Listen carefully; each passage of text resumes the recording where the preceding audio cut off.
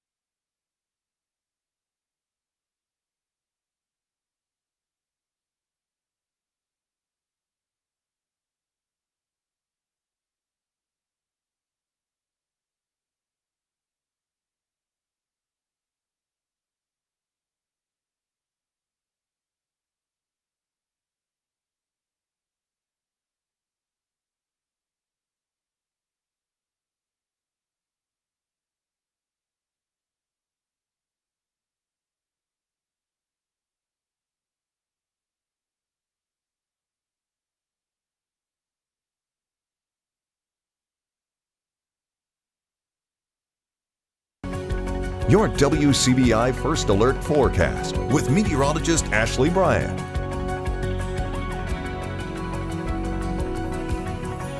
More rain is on the way, potentially bringing a line of showers and storms across the area early tomorrow morning.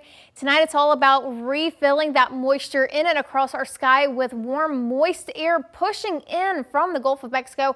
We have this warm front now across northern Mississippi, and that's helping to redevelop that moisture. So a couple of light scattered showers may be possible as we move through our Tuesday night. By Wednesday morning, we are going to stick with that heavy cloud coverage, waiting for the approach of this cold front. Looking at that line of showers and storms moving through, hitting our northwestern and northern counties around 9-10 a.m. But here's the good news. As it moves across northern Mississippi, it's going to lose that moisture. So the stronger, more intense storms will actually fizzle out as that line moves across northeast Mississippi. However, light scattered showers will continue through the afternoon into the early evening. From there, rain clears out. Heavy clouds maintain as we push overnight Wednesday and into our Thursday. For now, we have the heavy cloud coverage out there with that warm front locking in some more of that moisture. We're also starting to hear of patchy fog starting to pop up in and across the viewing area. So if you run into that, just stay a little bit more aware of the road as you drive it through it. Temperatures are very mild, upper 50s, 59 in Corinth to upper 60s, 67 in Philadelphia. In Columbus, West Point 62, Vernon's at 65, Starkville 59, Oxford now at 61. Continuing through the night, with that moisture locked in place, with the heavy cloud covers locked in place as well, temperatures are staying very mild, middle to upper 50s. 54 is the expected low tonight for Macon, 57, Columbus and Starkville, West Point, Aberdeen, Oxford, 56, Tupelo, looking towards an overnight low around 59 with Vernon and New Albany both at 58. Into our Wednesday, temperatures are expected to be about the same, upper 60s to lower 70s. Starting off our day with that extra amount of rainfall clearing out though as we push through the evening. The rest of us will have temperatures anywhere from middle 60s, high of 63 in Oxford to the mid 70s, 74 for DeKalb, 68 again for Columbus, 71 Starkville, 70 for West Point. Once that front moves through, colder air is quickly moving in, dropping us to high temperatures in the upper 40s by Saturday. Carlo has your sports after the break.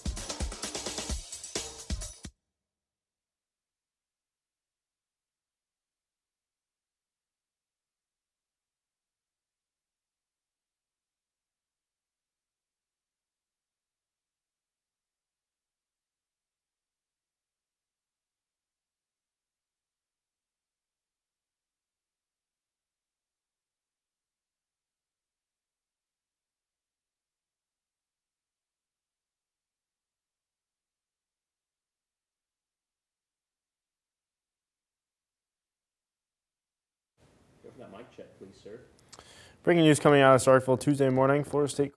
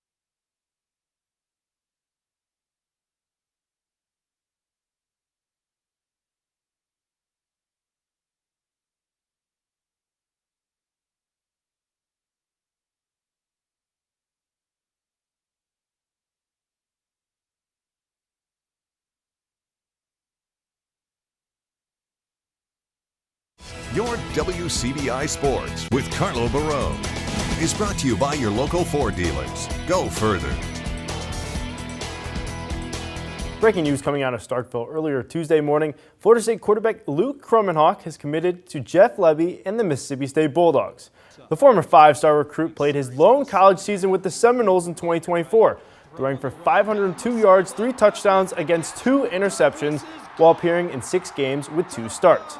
Kromenhoek was ranked as the number 2 quarterback in the transfer portal, according to 27 Sports. The Savannah, Georgia native will likely compete against Blake Shapen for the starting spot with the Bulldogs next season.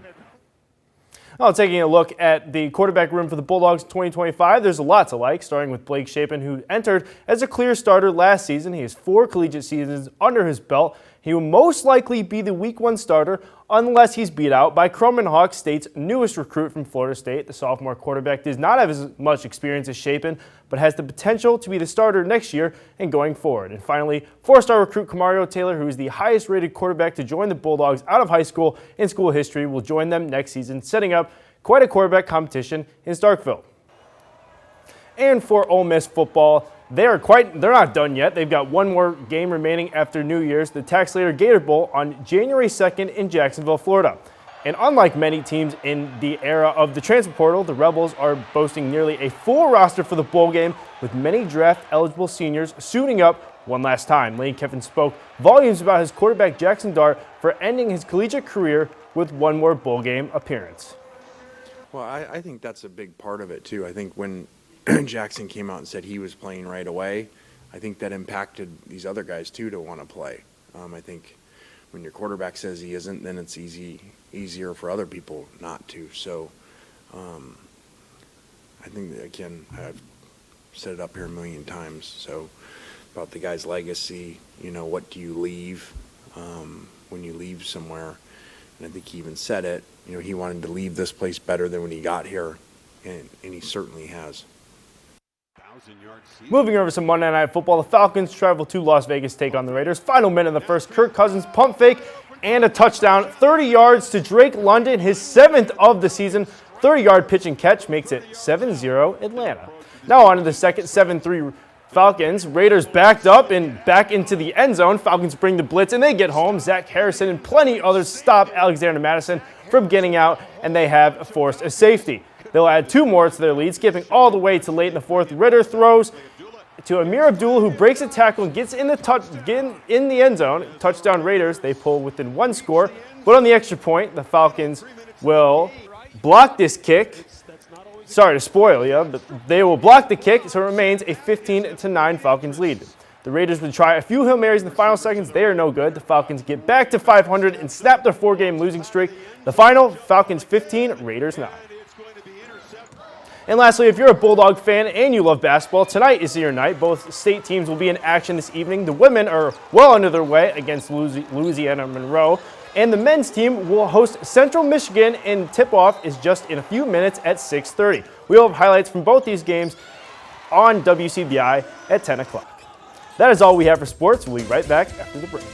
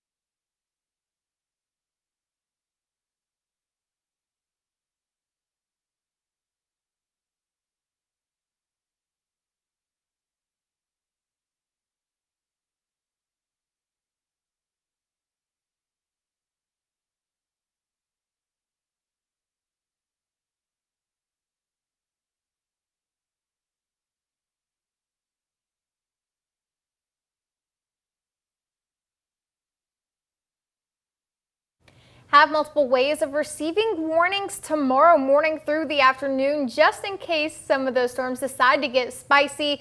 As it goes through the corner, though, we lose the moisture, and so some of those stronger storms are likely to fizzle out. Once that clears away, colder air is moving in, looking at low to mid 50s Thursday and Friday. Starting Saturday morning, we'll be back with sub-freezing temperatures, highs in the upper 40s. Just great for that first official day of winter. Yeah, that's kind of what winter kind of feels like around here. What it should feel like, Can't right? wait. Yeah, exactly. We'll see you guys back here at 9 and 10.